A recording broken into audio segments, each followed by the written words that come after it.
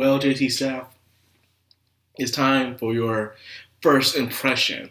Can you withhold the legacy of this very highly acclaimed, amazing anime that was known as One Punch Man? The wait is finally over. And before that, I know there have been, art out there and the pictures, the trailer, and everyone's like, oh my god, what's up the art? What's up with the animation and stuff like that? And, Studio Madhouse. It's one of the best anime studios of all time. One of the worst things about it is that it doesn't really do sequels that well, as in, it doesn't do continuations most of the times. And that sucks. It gave Overlord like 3 freaking seasons, and probably a 4th one, God knows when. But still, One Punch Man was phenomenal by Madhouse. And even with that, it still was amazing. Plus, it was done on a very low budget. The budget that they had wasn't that big. It was just that people were putting a lot of hard work into what they were doing, and it became out phenomenal. It shows when you put your blood, sweat, and tears into something how amazing it can become. Now it was time for JC Staff. JC Staff is one of my favorite anime studios, and like I said, I have an extremely love-hate situation with JC Staff. JC Staff has proven they can do some great, phenomenal anime. Some of my favorites come from this studio.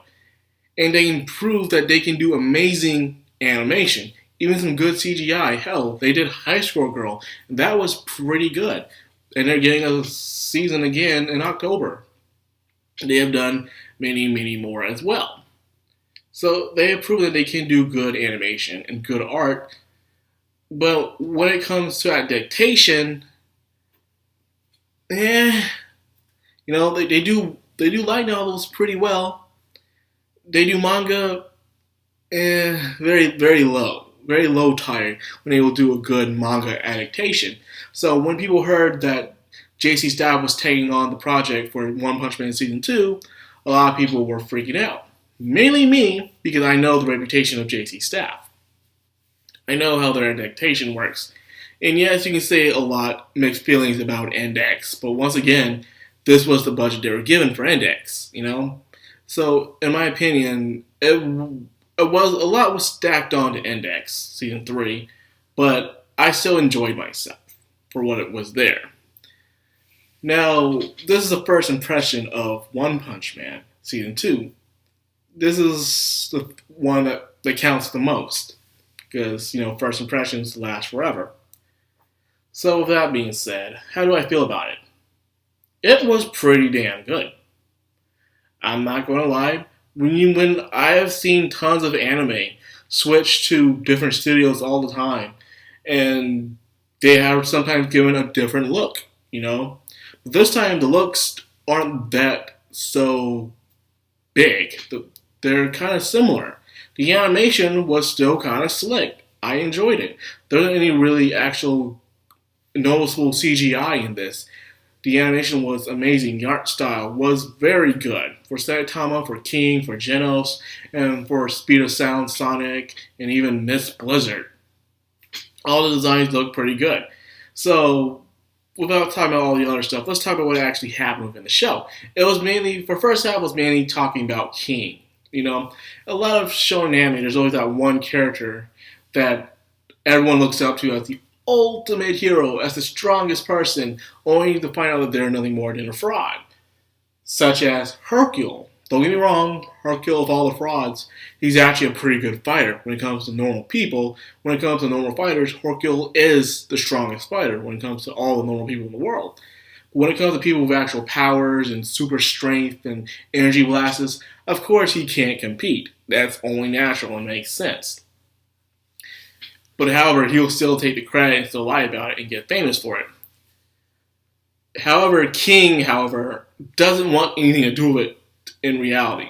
King seems to have a curse, or I could say a hidden ability, where dangerous monsters just seem to follow him wherever he goes, or it could just be a form of bad luck. That being said, every time he's in danger, it seems like a lot of his life, when he was in danger of monsters, Saitama was there to save him. Even before Saitama went bald, he was there to save him. And that was during the time when Saitama didn't really have powers. When you really think about it, when Saitama first killed his first monster, he had no powers. He was just this guy who was unemployed salaryman who was just tired of his life and just decided to save a kid one day. And he killed that creature, no powers. And he was able to do that on his own two hands. And because of that, he decided to, train and become the strongest hero, which he did. So it's possible for anyone to become a very good hero. You just gotta go out there and try it. It's one of the main things I get from One Punch Man, which I appreciate a lot. You don't need to be this cool, classy, ultimate character. You just gotta give it your all and see what happens. So King, however, didn't want anything to do with it. King is just an otaku, a 29-year-old otaku who just wants to be left alone and enjoys the otaku lifestyle. Buy some video games, watch some anime, get some posters, go to conventions, all that good stuff. An otaku's daily routine. Something I appreciate. But because of what happened, now he's caught up into being one of the highest ranked heroes in the world, and he doesn't really want that. But even though Saitama found out about it, he was cool with it. He says, if you want to keep lying to the people and be a hero, or you want to just quit, if you want to keep being a hero, why not just get stronger? Why not just train? Because all he really has to do in the day, find some way to fight instead of just using his imitating aura that he has, which freaks everybody else out. And this, you are a robot and you don't care. Speaking of robots, Geno didn't lose this time. He lost an arm and some scraps here and there, but he didn't get bitch slapped. He actually, this time, Geno's actually won a fight on a demon class villain, which I would say is very impressive. So, good job for you. And his animation and his art style was pretty damn good, and I enjoyed his segment all the way. So he still wants to come stronger and higher for his mentor. But at the same time, he wants to seek revenge and justice against the people that attack his village, along with his helper, the guy that give him the repairs and give him new weapons and powers. He still has that on his mind. He still is blinded by rage, even though he has everything else going on in his life. He has not lost focus of his original goal. Good for him, I guess. I guess the Minotaur is probably hoping that he would move on, continue being a guy of justice, but move on from a life of hate and stuff like that. And just, when you do meet the guy, you meet the guy, but when you do, contact me. Now, the second half was starting up the main problem, with the entire world. So many monsters are appearing out of nowhere. High-level crimes are just happening on a global scale to the point where they have even scattered the S-rank heroes around the world to end these disasters. It's just too much, and it's causing extreme exhaustion around the Hero Association. And because of that, they're so desperate, they actually have to ask villains, thugs, for help because of what's going on. It's just too much, because the prophecy is being told the heroes will suffer from exhaustion of overwork, and then great threats will come within the next 6 months. So something big is coming around, and it's not going to be good. We already had some insect fights. We had the cyborg zoo fight. We have the sea creatures. We have the aliens. And this time, we're actually going to get probably some actual scientific monsters. Not aliens, but probably some kind of demons or something like that. But whatever is happening, it's going to be big. And speaking of that, we have 2 people already out for Saitama, man. I swear, everyone just wants to go after our good old one Saitama, man. It's crazy.